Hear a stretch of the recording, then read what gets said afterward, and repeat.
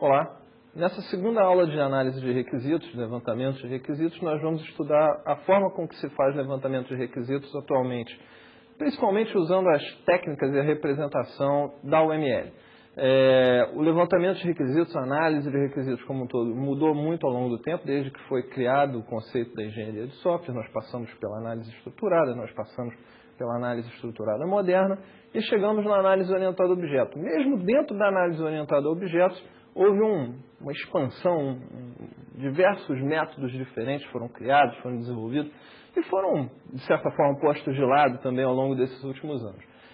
A UML é uma notação, essencialmente uma notação, não é um método. Ela não te diz claramente em todos os aspectos o que deve ser feito, o que não deve ser feito. Ela é mais uma notação, uma forma de você representar os seus modelos do que um guia, um passo a passo do que deve ser feito durante um levantamento de requisitos ou durante um projeto de software, como nós vamos ver nas próximas aulas. Mas a notação da UML tem sido muito bem aceita e sido muito utilizada. Então, nós vamos hoje falar sobre use cases, uma técnica de levantamento de requisitos que é muito utilizada e representada usando formatos e notação da UML. Nesse sentido, a grande mudança que houve no levantamento de requisitos foi quando se começou a levantar requisitos, se pensava só no que o sistema deve fazer. Se analisava o domínio do problema, se analisava o problema que o usuário queria resolver e se buscava listar coisas que o sistema deveria oferecer para atender aquelas demandas e representar uma solução para aquele domínio. A grande mudança com as técnicas dos casos de uso foi agregar uma informação a mais a essa lista de coisas que o sistema deve fazer. Essa informação a mais diz para quem essa determinada tarefa, para quem essa determinada funcionalidade vai servir. Então se buscou, quando nós falamos em análise de requisitos com o caso de uso, principalmente nós temos que levar em consideração que nós não só vamos descobrir o que o sistema deve fazer, mas quem vão ser os beneficiados por essa ação, por essa funcionalidade do sistema. Nesse sentido, então, nós vamos ter o papel dos atores, como nós vamos falar daqui a pouco, que são as pessoas que estão em volta do sistema e que vão juntar aquilo que o sistema vai oferecer com quem vai utilizar, quem vai se beneficiar disso. Embora pareça pouca coisa, embora pareça que essa história de agregar quem vai se beneficiar com determinado requisito parece uma coisa muito pequena, considerando o que o sistema vai fazer é muito mais importante, isso trouxe uma mudança muito grande. A principal mudança aqui foi que você passa a julgar mais claramente, mais facilmente, a relevância de cada requisito.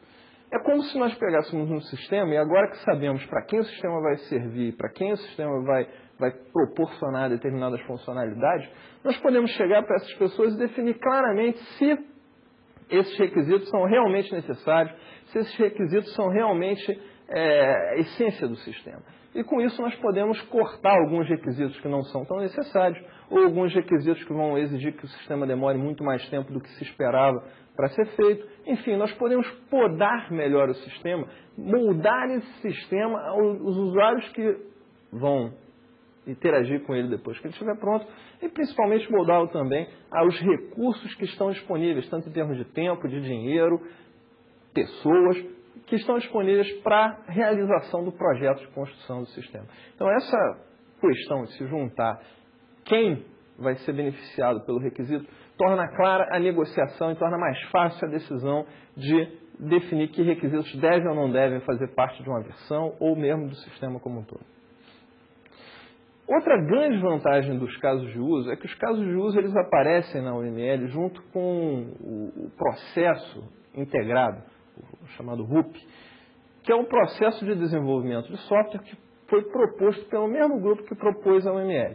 E os casos de uso, os requisitos levantados como casos de uso, eles fazem, digamos, a espinha dorsal desse sistema. A forma com que você aplica esse processo é bastante centrada nos casos de uso.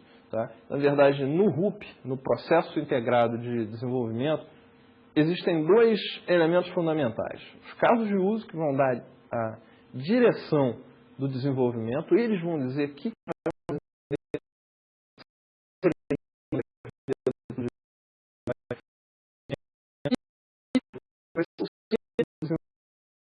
assim, a cola que vai juntar os pedaços que são formados pelas implementações independentes ou quase independentes dos diversos casos de uso.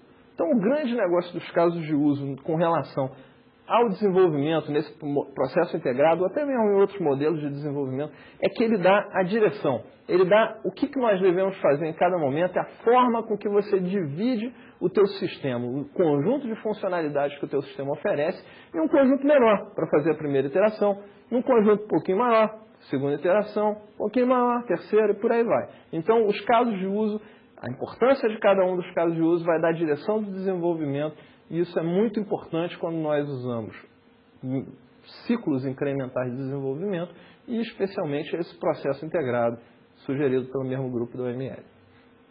Então, toda a liga do sistema é dada pelos casos de uso. E o que são esses modelos de casos de uso?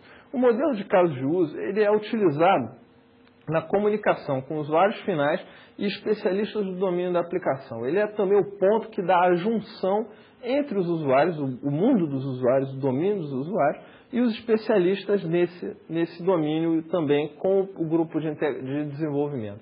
Então ele vai juntar esse pessoal e vai servir como uma representação dos requisitos, das demandas, daquilo que o sistema deve oferecer para os seus usuários, considerando naturalmente o domínio da aplicação e o problema que se está abordando.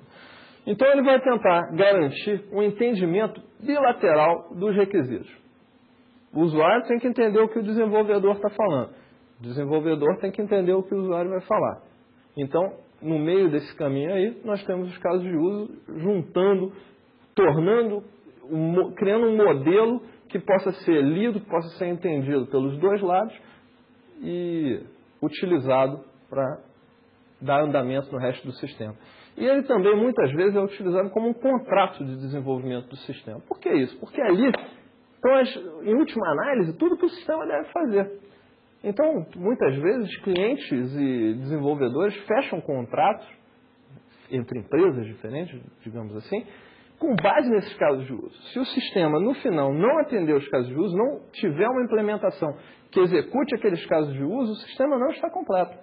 Então, o caso de uso, como ele representa o entendimento comum das duas partes daquilo que o sistema deve oferecer, ele é a base da negociação em termos de tempo, em termos de custo, em termos de pessoas, em termos de qualquer coisa que esteja aí no núcleo gerencial do desenvolvimento desse sistema.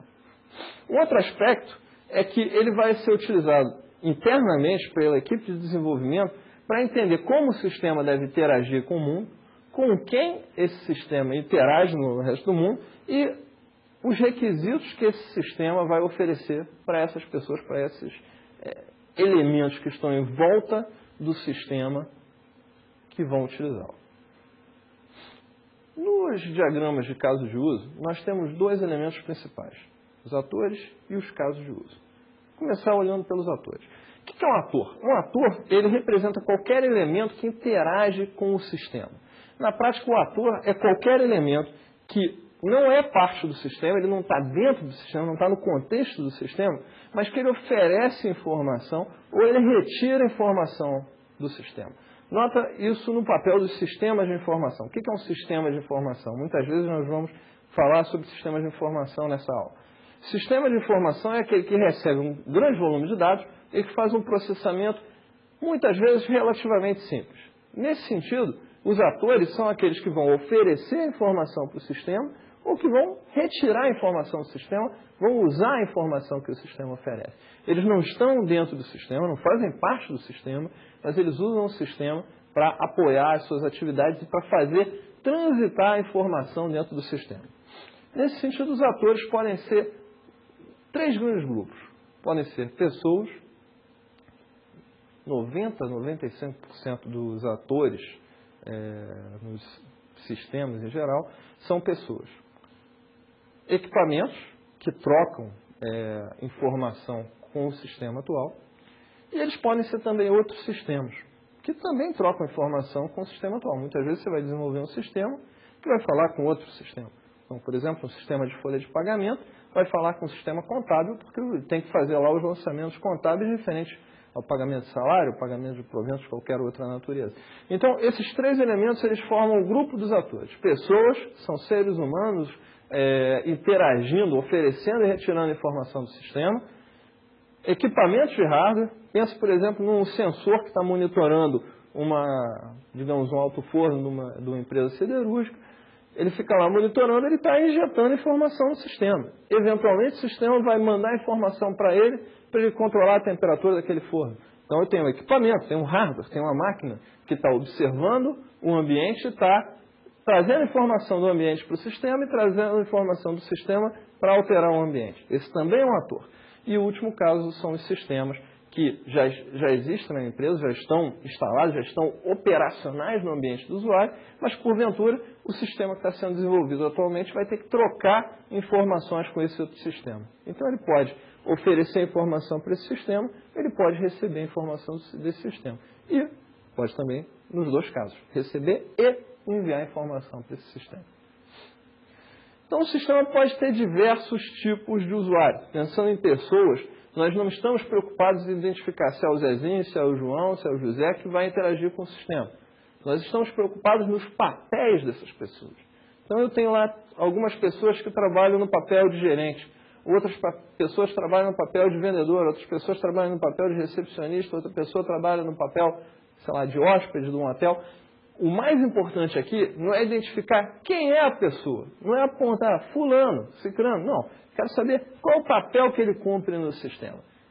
Esse papel é que é o ator. Você não vai nominar o ator lá. O ator é fulano, porque amanhã fulano não está mais na empresa, não está mais interagindo com o sistema, e o sistema continua existindo, e continua sendo útil para alguma pessoa que esteja fazendo o que esse mesmo cara fazia antes na empresa. Então, nós queremos identificar qual é o papel do cara na empresa, qual é o papel dessa pessoa, desse usuário, desse cliente na empresa. E esse papel é que vai dar nome para o ator. Cada tipo de usuário tem interesse num subconjunto das funções que o sistema pode oferecer, porque cada tipo de usuário, cada papel dentro de uma empresa, cumpre determinadas tarefas, geralmente diferentes de algum outro papel. Nesse sentido, nós queremos identificar que funções vão ser oferecidas pelo sistema e que são úteis para cada um dos papéis. É aí que nós juntamos aquilo que o sistema deve fazer, como antigamente no levantamento de requisitos estruturados, levantamento de requisitos modernos, juntamos isso com para quem esses requisitos vão ser utilizados, como nos casos de uso. Então, que ator vai utilizar, que funcionalidade, que ator vai utilizar, que recurso que o sistema está oferecendo para os usuários. Então, os atores vão poder lançar informação do sistema, eles vão poder retirar informação do sistema, ou as duas coisas. É através dos atores que o sistema recebe nova informação. É para os atores que o sistema existe. Se não houverem atores no sistema, o sistema não é necessário. Se ele não vai receber nenhuma informação do meio exterior, não vai oferecer nenhuma informação para o meio exterior, para que ele é usado? E aí é que é importante nós lembrarmos sempre dos três tipos de sistema. Perdão, dos três tipos de atores. Porque muitas vezes nós vamos ter sistemas que nós vamos olhar para ele e pensar, poxa, mas esse sistema não recebe nenhuma informação do meio externo. E não é verdade. Pensa lá num sistema de injeção eletrônica no carro, mais uma vez esse exemplo. Esse é um típico exemplo que não vai ter interação direta de uma pessoa, mas ele tem a interação direta de uma série de outros equipamentos que estão em volta dele. Aceleração, freio, enfim, combustível, tudo isso, ele vai ter sensores para medir e tomar suas decisões, recebendo informação desses sensores, ele vai poder lançar a informação para outras válvulas ou para outra coisa, para dizer que deve injetar mais combustível, dizer que deve reter um pouco de combustível e por aí vai. Ou seja, embora não exista nenhuma pessoa interagindo com o sistema diretamente, nós temos itens, hardware ou outros sistemas que estão à volta dele. Tudo isso deve ser levado em consideração. Então, sempre pensar, um ator pode ser uma pessoa, um ator pode ser um sistema, um ator pode ser um equipamento, um hardware. E o símbolo que representa um ator num diagrama de caso de uso é o palito, esse bonequinho aí.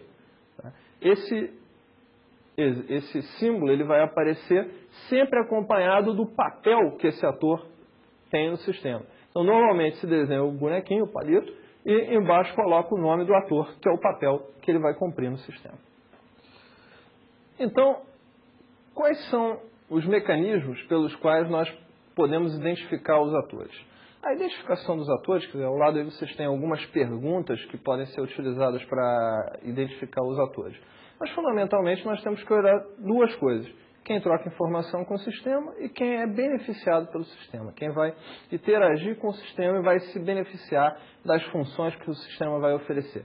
Nesse sentido, as perguntas mais comuns para se buscar quem são os atores no sistema são: quem vai usar determinada operação, quais são os papéis que existem dentro da empresa que vão se envolver com o sistema, quem vai inserir as informações no sistema, quem vai receber relatórios ou quem vai analisar consultas que são feitas dentro do sistema. Esses são exemplos entre as várias perguntas que você pode colocar durante, por exemplo, uma entrevista para identificar quais são os atores do sistema.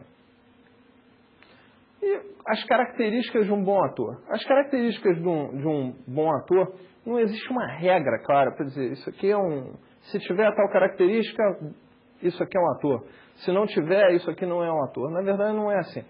As grandes características de um ator é que se um ator parece executar um conjunto muito grande de operações, na verdade, aquilo ali você pode estar entendendo como uma mesma pessoa, mas que executa 2 ou mais papéis numa empresa. Então, tente observar, focar sempre no papel e não na pessoa. O ator é um papel, um tipo de trabalho dentro da empresa.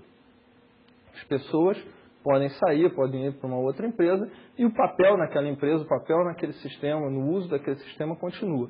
Então, temos que ter sempre em mente essa ideia de que o ator está relacionado com o papel e não com a pessoa. E essa é a direção principal de como se encontram as características de bons atores. Um ator que realize, dois ou mais atores que realizem a mesma operação são, na verdade, o mesmo ator. Um ator que realiza um número muito grande de operações, normalmente ele está tendo 2 ou mais papéis, ele, na verdade, deve ser representado por 2 ou mais atores. Na hora de documentar essa informação, para cada ator nós devemos dizer o nome desse ator, normalmente um nome sucinto, descrevendo o papel que ele faz no sistema, e um parágrafozinho de texto, explicando um pouco mais sobre esse papel, qual é a finalidade desse ator dentro do sistema. Só isso já é suficiente de documentação para o ator. Do outro lado, nós temos o caso de uso, o use case. Como eu tinha comentado, no diagrama de caso de uso, ele é representado por atores e casos de uso. Vamos dar uma estudada nisso aqui, então.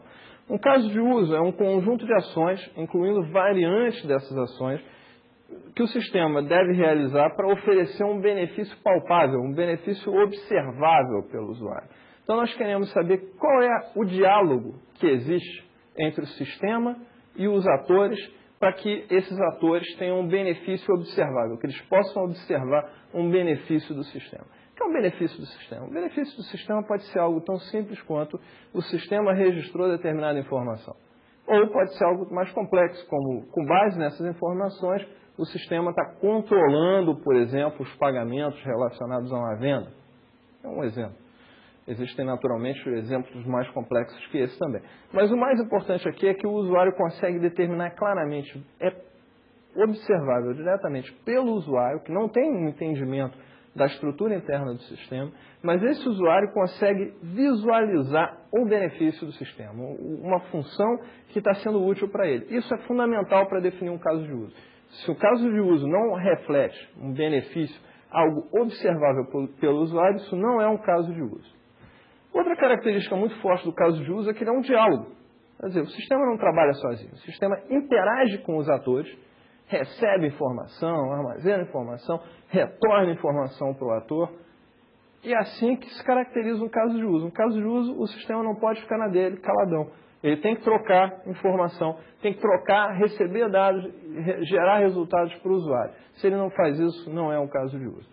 Na hora que nós escrevermos o caso de uso, redigirmos o caso de uso, vai ser fundamental tornar explícito qual é esse diálogo. Quem fornece tal informação, o que é feito em resposta a isso, o que é feito em resposta a essa resposta, e assim por diante, como um diálogo. Uma pessoa fala uma coisa, a outra responde, com base na resposta, a primeira fala mais alguma coisa, a outra fala de volta. Assim é um caso de uso. Um caso de uso representa uma situação de uso do sistema. Tá? Ele mostra um diálogo entre sistema e ator e é baseado num cenário efetivo de uso do sistema. Uma grande vantagem do caso de uso sobre os métodos anteriores de levantamento de requisitos é que o caso de uso ele tende a mostrar alguma coisa tal como ela vai acontecer no sistema. É um caso real, efetivo. Enquanto os outros modelos geralmente, de levantamento de requisitos, as outras técnicas, geralmente pensavam no lado só do sistema. Nesse caso, o caso de uso não. Ele pensa justamente no diálogo, nas duas partes.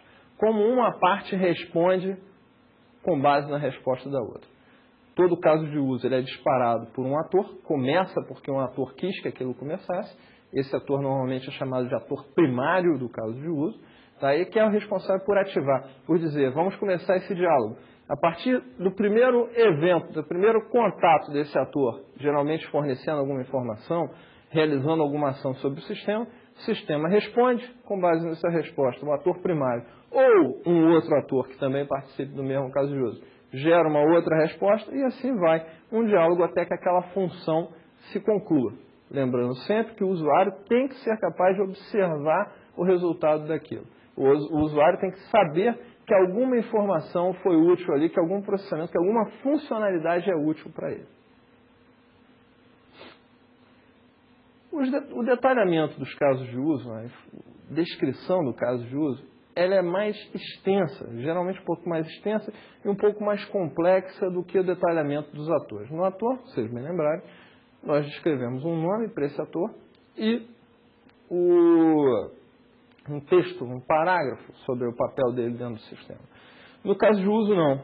Nós vamos utilizar, eventualmente, outros diagramas que nós vamos comentar nas próximas aulas sobre a parte de projeto, diagramas de estado, de atividade, diagramas de colaboração, vamos falar disso adiante, para descrever esse caso de uso. E também uma descrição textual. Os diagramas, eles são mais uma descrição interna, que não vai interessar diretamente ao usuário, mas que vai interessar muito aos desenvolvedores. Por outro lado, nós precisamos de alguma descrição mais detalhada para os usuários, para o usuário entender como vai se dar aquele diálogo entre o sistema e os usuários, de modo que ele possa ter certeza de que, não, ok, toda a informação necessária para isso está aí. Ou não, está faltando tal informação para nós completarmos esse diálogo. E assim vai. E nós vamos ter instâncias dos casos de uso. Uma instância do caso de uso, ela demonstra um uso daquele caso de uso numa determinada situação. Significa o seguinte, um caso de uso, ele normalmente representa vários cenários. Ele representa um diálogo, mas o diálogo ele pode proceder numa direção ou numa outra direção. Muitas vezes nós vamos ter pontos de decisão nesse diálogo. Se sim, faça tal coisa. Se não, faça tal outra coisa. Cada caminho desse dentro do caso de uso é um cenário. E uma instância do caso de uso representa um uso, ou seja, um cenário, com os sims e nãos respondidos. De modo que você tenha exatamente um caminho do usuário dentro daquele caso de uso. Tá? Então, nesse momento, nós vamos ter um comportamento do sistema. Se nós pegarmos o conjunto dos casos de uso de um sistema, nós temos todo o comportamento do sistema, todas as funcionalidades que o sistema vai oferecer e para quem o sistema vai oferecer cada uma dessas atividades. Um caso de uso também tem uma outra característica muito forte, que é ser completo. Um caso de uso representa um grupo de operações que oferecem uma funcionalidade definida para o usuário. Então, se nós pensarmos na manutenção de um cadastro de clientes, nós estamos falando em cadastrar, incluir um cliente, excluir um cliente, alterar o cliente. Então, o caso de uso representa isso tudo, ele representa uma função inteira do sistema. E eles são representados por elipses, normalmente com um nome no meio também, assim como na transparência. Desenho uma elipse, o nome do caso de uso, normalmente destacando a função que ele vai oferecer para o usuário, fica representada no meio dessa elipse. A identificação de casos de uso, ela tende a ser um pouco mais complicada do que a identificação dos atores. Porque os atores, normalmente, você começa identificando quem são as pessoas dentro da empresa. Quem são as pessoas dentro daquela parte da empresa que vai ser beneficiada pelo sistema. Então, tende a ser mais fácil achar os atores do que os casos de uso. Mas os casos de uso também não são tão complicados de achar. A ideia é que você comece pelos atores, até porque isso pode ser um processo de guiar as entrevistas, os seminários, etc. Então, que funções cada ator realiza no sistema? Que informações ou que atores vão criar, remover e alterar informações dentro do seu sistema. No momento que você identifica essas informações, esses atores, você começa a identificar as funções que o sistema deve oferecer. Algum ator deve ser informado de alguma mudança externa ou alguma mudança interna nos dados mantidos pelo sistema. Que funções dos atores ou que papéis vão utilizar essas informações? Ou seja, à medida que você vai descobrindo o que cada ator oferece, o que cada ator retira do sistema, você identifica quais são as operações que o sistema deve oferecer para que esses atores consigam inserir, para que esses atores consigam retirar essas informações do sistema. A descrição dos casos de uso, como eu comentei, ela tende a ser mais extensa do que a dos atores. E aí nós temos uma série de tópicos. Normalmente se descreve qual é a condição para início desse caso de uso, que se chama de pré-condição. E essa condição diz assim, para executar determinado caso de uso eu preciso disso. Por exemplo, para encerrar uma compra, eu preciso estar logado no meu sistema de compras e vendas. Tá? Eu preciso do fluxo de ações do caso de uso, ou seja, o diálogo principal que existe entre os atores daquele caso de uso e o caso de uso em si, como ocorre esse diálogo.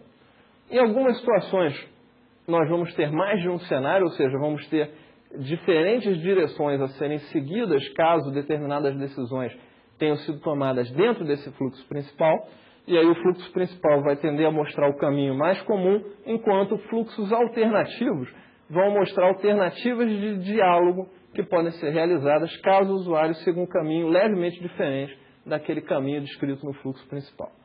Nós vamos mostrar também fluxos de tratamento de erro. O que acontece se em determinada situação ocorrer um erro, também tem que estar descrito no caso de uso.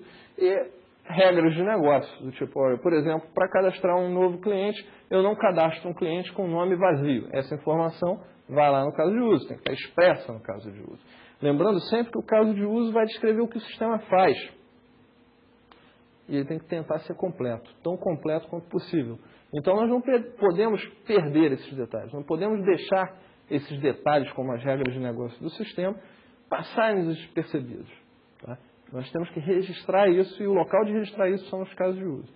Finalmente, os casos de uso também vão apresentar requisitos não funcionais. Lembrando da última aula, requisito não funcional é aquele requisito que não tem a ver com as funções, com os requisitos do sistema, mas tem a ver com as restrições do ambiente computacional.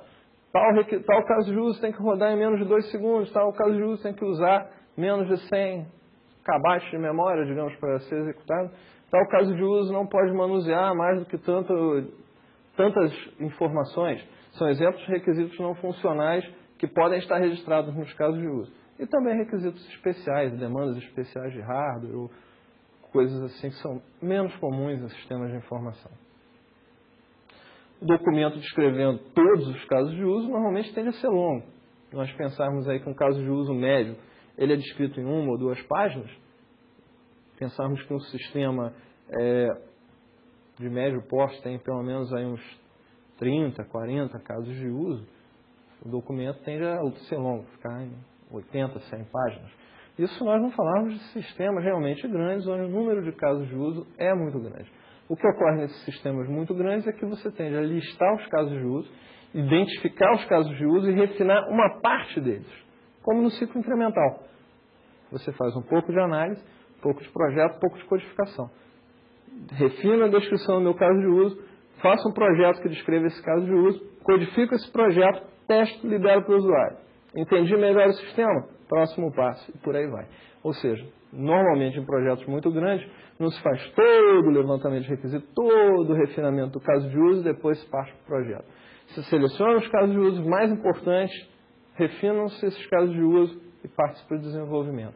Numa próxima iteração, mais refinamento de casos de uso, mais projetos, por aí vai. Esse é o modelo do ciclo incremental. E é importante lembrar que os fluxos, como descritos nos casos de uso, eles podem falhar. Por isso a importância dos fluxos de tratamento de erro. É importante registrar quais são as regras de negócio da aplicação, quais são as situações em que os fluxos podem falhar e o que deve ser feito caso ocorra uma falha, caso ocorra um erro, caso ocorra uma não compatibilidade com as regras de negócio que estão expressas ali no caso de uso. Para descobrir casos de uso, nós vamos utilizar um método direcionado por operações. Esse foi um método que eu desenvolvi à medida que fomos participando em projetos de sistemas de informação, tentando facilitar a identificação dos casos de uso a partir dos seus atores. Tá? Então, esse método ele é muito utilizado, ele é muito útil, pelo menos eu acredito que ele seja muito útil, quando nós estamos construindo sistemas de informação. E isso muito pela forma com que o método vai ser aplicado. A primeira coisa que nós devemos fazer é listar as operações que os atores devem realizar no sistema e tentar agrupá-las em um mesmo elemento ou mesmo processo do mundo real.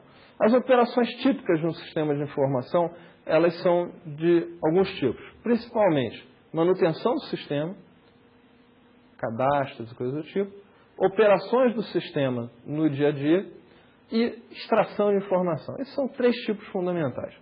Por que isso? No sistema de informação, normalmente existem informações mais estáticas e informações mais dinâmicas. Como assim informação estática e informação dinâmica? É o seguinte, uma informação estática é aquela que você lança quando você está instalando o sistema, está começando a operar o sistema, e depois você vai dando manutenção. É pouca coisa. Normalmente ela não muda muito de um dia para o outro. Tá? Ela pode mudar ao longo do tempo, naturalmente, mas o volume de mudança tende a ser menor no dia a dia. Por outro lado, a informação mais dinâmica é aquilo que é o dia a dia do sistema, é o sangue da empresa. Tá? Então, todo dia tem muita informação nova sobre aquele elemento. Esses vão dar os 2 principais tipos de operação que se faz no sistema de informação. A manutenção dos cadastros ou das informações estáticas e os serviços do sistema. Além disso, temos a extração de informação, que são os relatórios, são as consultas. Um exemplo dessas informações estáticas e informações dinâmicas. Pensa numa locadora de vídeo, exemplo clássico de sistema de informação. Uma locadora de vídeo, ela tem lá um cadastro de clientes, ela tem lá um cadastro de fitas, ela tem uma série de dados que ela mantém e depois, no dia a dia, ela vai fazer aluguel de fitas, ela vai fazer reserva de fitas ou DVDs ou coisa assim. O que é informação estática e o que é informação dinâmica? Eu diria o seguinte, o cadastro de DVDs da locadora é uma informação tipicamente estática. Você já começa uma locadora com um catálogo grande de DVDs, pelo menos normalmente é assim. Ao longo do tempo, eventualmente ela vai comprar novos DVDs, ela vai deixar de alugar DVDs que são muito antigos, não são grandes clássicos. Então ela vai mexer nesse cadastro, mas a grande massa de informação ela entra no primeiro dia de operação do sistema da locadora. A mesma coisa para os clientes. Normalmente uma locadora que já está trabalhando, já está operando de algum tempo, ela tende a receber um cliente novo, perde um cliente, coisa assim. Mas o grande volume de clientes dessa locadora se dá nos primeiros dias, nas primeiras semanas, nos primeiros meses de operação. Então essas são informações tipicamente estáticas. Ao longo do tempo, elas vão crescer menos do que no início do sistema. No início do sistema, elas realmente vão receber uma massa grande de informação. E aí nós vamos chamar essas informações como um todo de cadastros. Por outro lado, o serviço do sistema é aquilo que só vai crescer. Tá? Uma locadora, por exemplo, ela faz reserva de DVD e faz aluguel de DVD todo dia. E tudo que ela quer é aumentar o volume disso. Todo dia ela vai continuar fazendo reserva, vai continuar fazendo aluguel. Não importa se ela já está operando há 10 anos num bairro que as pessoas se mudam com pouca frequência, ou seja, tem os mesmos clientes, fitas que não mudam com tanta frequência, mas todo dia ela vai estar fazendo aluguel, vai estar fazendo reserva, vai estar fazendo aluguel, vai estar fazendo reserva. Esses são os serviços do sistema. É a essência, é o porquê a empresa existe, o porquê numa grande empresa, aquele setor dentro da empresa existe.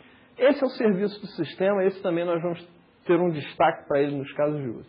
Então esse método de descoberta dos casos de uso, ele é fundamentado nesses 2 elementos. Informações estáticas, cadastros, manutenção de cadastros. Informações do dia a dia, serviços do sistema. E extração de dados, relatórios. Com base nesses 3 elementos, nós vamos trabalhar e descobrir quais são os casos de uso do sistema. Então temos 3 tipos de elementos, 3 tipos de funções do sistema que nós temos que analisar.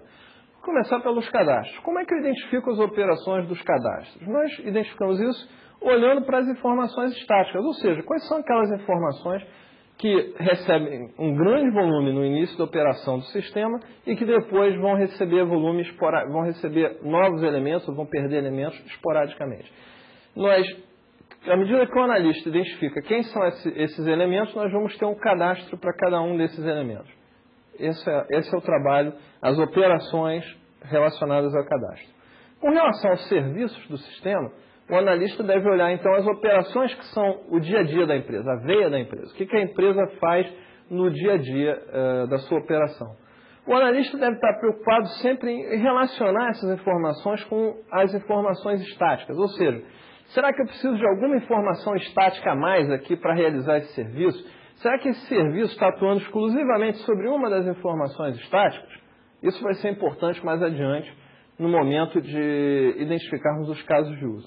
E mais, quem são os usuários interessados, quem são os atores interessados em cada um dos serviços dados pelo sistema?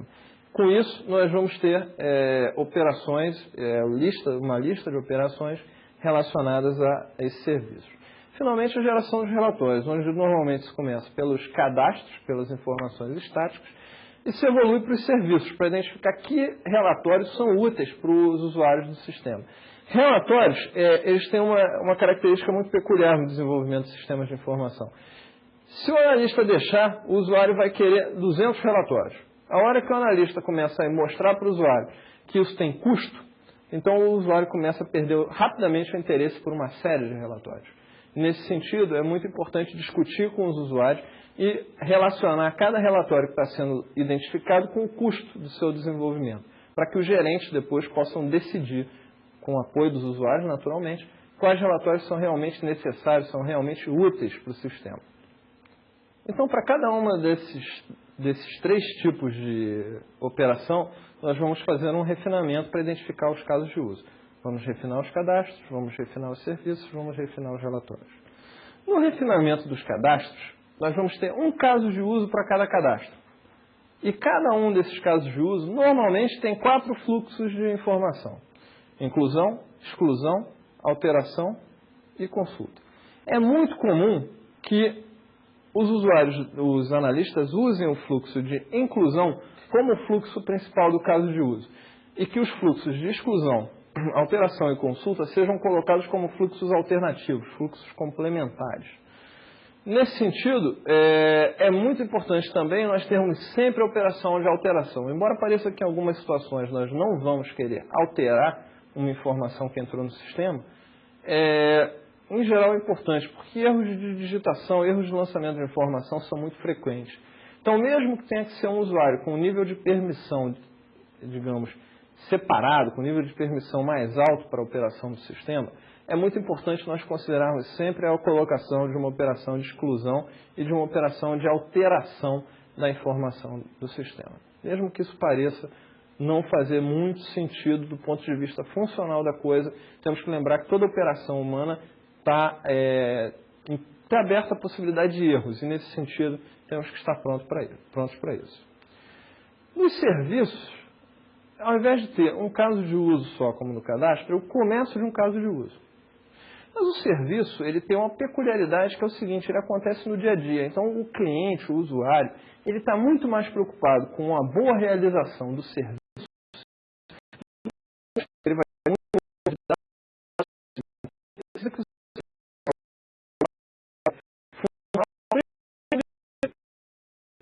do usuário tende a dar um valor maior para o serviço do sistema.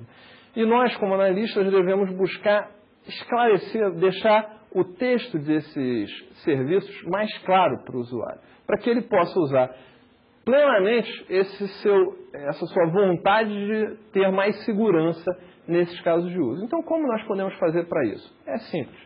Começa o caso de uso de um serviço colocando exatamente os mesmos fluxos de um cadastro. Inclusão, exclusão, alteração e consulta. No caso da nossa locadora lá, poderemos eleger um serviço do sistema como o aluguel de uma fita. O que é incluir um aluguel de uma fita? É registrar um novo aluguel. O que é alterar o aluguel de uma fita? É mudar alguma informação no aluguel. O que é remover? Cancelar um aluguel. Dessas 3 operações, é muito comum que o usuário tenha mais interesse na operação de inclusão, de criação de uma nova informação no sistema, porque isso representa que ele vendeu ou que ele operou um serviço do sistema. Então, nesse sentido, ao invés de nós deixarmos a inclusão, exclusão e alteração dentro do mesmo caso de uso, não. Nós tiramos a inclusão e destacamos um caso de uso exclusivamente para ela. Por que isso? Ora, vendo um caso de uso menor, mais enxuto e mais objetivo relacionado à inclusão da operação relacionada ao serviço do sistema, o usuário tende a ler aquele caso de uso com mais calma, com mais atenção, e essa atenção do usuário vai se traduzir em um caso de uso mais correto, um caso de uso homologado com maior segurança. Então é comum nos serviços de sistema que nós destaquemos a inclusão, criamos um caso de uso só para ela. Em algumas situações em que o cancelamento de uma operação também tem uma complexidade maior, imagina uma venda, por exemplo, uma venda a prazo com entrega a domicílio. No momento que você registra uma venda, você tem que registrar as duplicatas, os cartões dos prazos, você tem que registrar a entrega, como vai ser feita, tem que registrar uma série de coisas. No momento que você busca cancelar uma venda, você tem que cancelar essas duplicatas, se alguma já for paga, você tem que ter o estorno, você tem que ver se já foi entregue o material, se já foi, você tem que fazer um lançamento de busca desse material, se não foi entregue, você tem que cancelar. Então tem complexidade. E o cancelamento, muitas vezes, ou seja, a exclusão nesse serviço do sistema, também merece destaque. Se é o caso, ou seja, se existe complexidade no cancelamento de um serviço do sistema, novamente nós destacamos a exclusão e criamos um caso de uso para ela. Então, como termina essa parte do serviço do sistema? Começamos com um único caso de uso, com os 4 subfluxos. Destacamos a inclusão, verificamos se há complexidade suficiente no cancelamento, se houver, destacamos também. E aí terminamos com um caso de uso para exclusão, um caso de uso para inclusão e um caso de uso que demonstra consultas e alterações. Outra coisa que pode acontecer com um serviço do sistema é que ele pode ter eventos posteriores ao registro da informação. Então, por exemplo, o mesmo caso da venda. Eu tenho a venda, em algum momento eu vou fazer a entrega dessa venda. Se eu olhar no tempo, traçar uma linha do tempo dessa operação de venda, eu vejo que eu tenho a venda, eu tenho a entrega, eu tenho os pagamentos. Então eu tenho uma série de eventos que não são inclusão de uma nova informação, alteração de uma informação, exclusão de uma informação, mas que estão após a entrada de uma nova informação no sistema. Quando isso acontecer, nós temos que pegar cada um desses eventos que acontece depois do registro de uma nova informação e transformar num caso de uso. Então, cada um desses eventos que acontece depois da primeira introdução de informação no sistema, vira um caso de uso separado. Nota que nós estamos dando muito mais importância aos serviços do sistema do que aos cadastros, porque uma operação de cadastro é a operação mais comum no sistema de informação. Inclui informação, remove informação, altera informação, consulta informação. Os serviços do sistema não são muito diferentes disso, não são. Mas existe uma lógica ligando os vários passos desse serviço. E normalmente existe um destaque maior, um interesse maior do usuário, do cliente, por esse serviço. Então é fundamental nós acompanharmos esse interesse com um destaque maior do requisito. Porque dando esse destaque, o usuário vai ser capaz de homologar com mais certeza e nós vamos estar provavelmente num caminho mais seguro para ter um sistema que atenda bem esse usuário e que cumpra as funções que ele realmente quer que o sistema ofereça para ele. Com relação aos relatórios, a operação é um pouco diferente. Ao invés de nós pegarmos um elemento e dividirmos, como nós fizemos nos casos de uso de serviços do sistema, nós vamos fazer um agrupamento. Por quê? Normalmente nós temos muitos relatórios. Com isso, nós temos que agrupar esses relatórios de alguma maneira. Existem duas formas básicas de agrupar esses relatórios. Uma é quando esses relatórios tratam do mesmo elemento. E outra é quando esses relatórios são de interesse do mesmo ator. Então, eu tenho vários relatórios gerenciais. Por exemplo, no caso de vários relatórios gerenciais, todos interessam provavelmente a um ator gerente. Eu tenho vários relatórios sobre venda. Eu não estou dizendo a que ator interessam esses relatórios, mas eu estou dizendo que eles todos falam de vendas. Então, eu posso criar um caso de uso para os relatórios gerenciais, ou um caso de uso para os relatórios de venda, ou eu agrupo por ator que tem interesse, ou eu agrupo por afinidade, por elemento do sistema tratado nesses casos de uso. Finalmente, ainda falando um pouquinho sobre casos de uso, nós temos que relacionar aqueles dois elementos que nós falamos que compõem o caso de uso. Um modelo de caso de uso, um diagrama de caso de uso, ele é composto por atores e por casos de uso. Mas como é que esses caras se falam? Como é que é a relação entre eles? Normalmente, no diagrama de caso de uso, nós traçamos uma linha entre a elipse que representa um caso de uso e o palito, o bonequinho que tem interesse, que troca informações, que participa do diálogo desse caso de uso.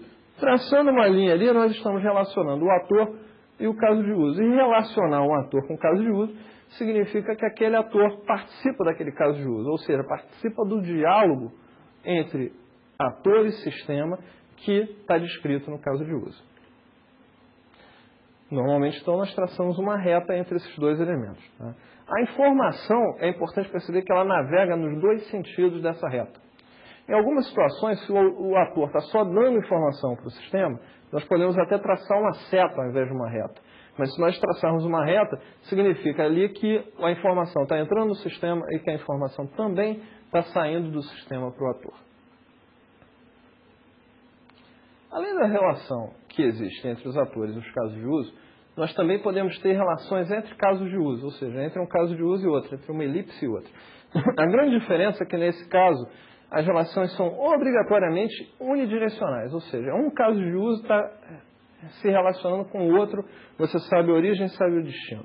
Nesse caso, nós representamos sempre com uma seta.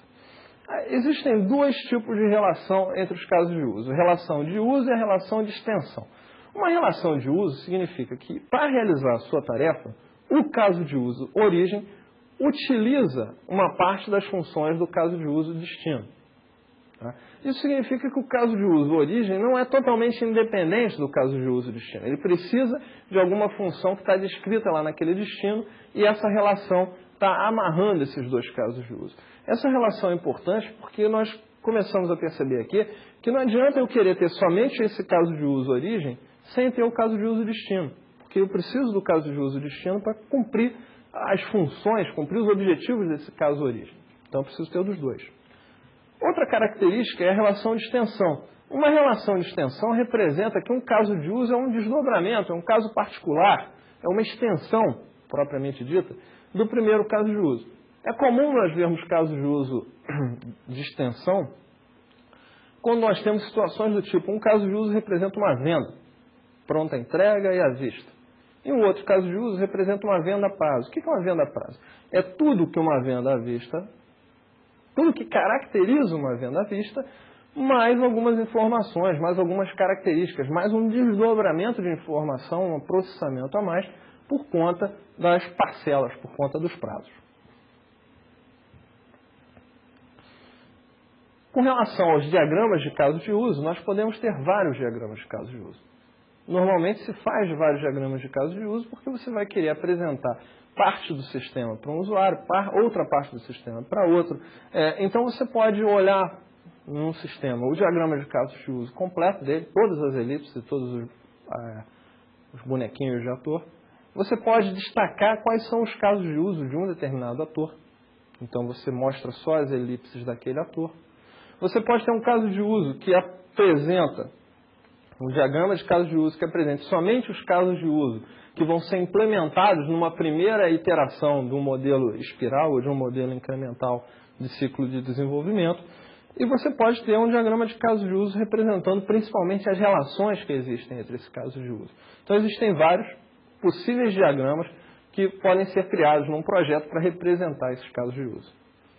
E finalmente, devemos entender que os casos de uso também têm suas limitações. Embora seja uma das técnicas mais usadas para se levantar requisitos, em particular com relação a sistemas de informação, eles não são perfeitos, existem algumas limitações. No ML, os casos de uso sempre são iniciados a partir de um ator. Tá? A modelagem, em algumas situações, não é muito natural, porque nem sempre parece que um ator vai disparar o início do diálogo do sistema. Em algumas situações, o sistema percebe que está no momento dele realizar determinadas funções. Tá? Isso era muito claro antes na análise estruturada, na análise moderna. Existiam os eventos temporais, que o sistema percebe que é a hora de realizar determinada tarefa. Na UML sempre se pensa em ator, então pensaríamos num relógio como um ator do sistema que dispara, que identifica que é o momento de realizar tal tarefa e dispara as ações relacionadas a essa tarefa. Uma segunda característica é que não existe uma hierarquia entre os casos de uso explícita na UML. Isso dificulta representar sistemas muito complexos, com um número muito grande de casos de uso. Isso é uma limitação que, em algumas situações, a UML busca corrigir com outro conceito, que é o conceito de pacote, que nós vamos ver adiante, mas que não é totalmente claro para casos de uso, principalmente quando você quer aproximar os casos de uso dos usuários, buscando uma homologação clara dos requisitos do teu sistema. E, finalmente, os casos de uso eles tendem a ser autocontidos, eles tendem a não se comunicar muito. Então, essa capacidade de descrever o comportamento de um caso de uso, muitas vezes exige que dentro do caso de uso você represente o estado do sistema, represente as informações que já chegaram ou que não chegaram no sistema e que use esse estado para tomar decisão com relação à implementação do caso de uso. Esse destaque, essa independência dos casos de uso é muito interessante para o desenvolvimento, principalmente para a distribuição do trabalho entre equipes. Mas essa total independência, às vezes, cobra seu preço em termos de consumo de memória, em termos de manutenção de estado, em termos de ter um sistema desnecessariamente mais complexo do ponto de vista de projeto. Mas, enfim, são limitações da técnica, já estão sendo feitas pesquisas no sentido de melhorar alguns aspectos do caso de uso e, eventualmente, nós vamos ter técnicas melhores dentro de algum tempo relacionado aí à análise de requisitos usando o ML ou qualquer outra anotação que venha a surgir. Com isso, nós encerramos a primeira grande etapa de qualquer ciclo de vida de desenvolvimento de software, análise ou levantamento de requisitos. Nas próximas aulas, nós vamos falar de projeto de software, que é quando nós pegamos esses requisitos e vamos construir uma aplicação computacional que tente atender esses requisitos.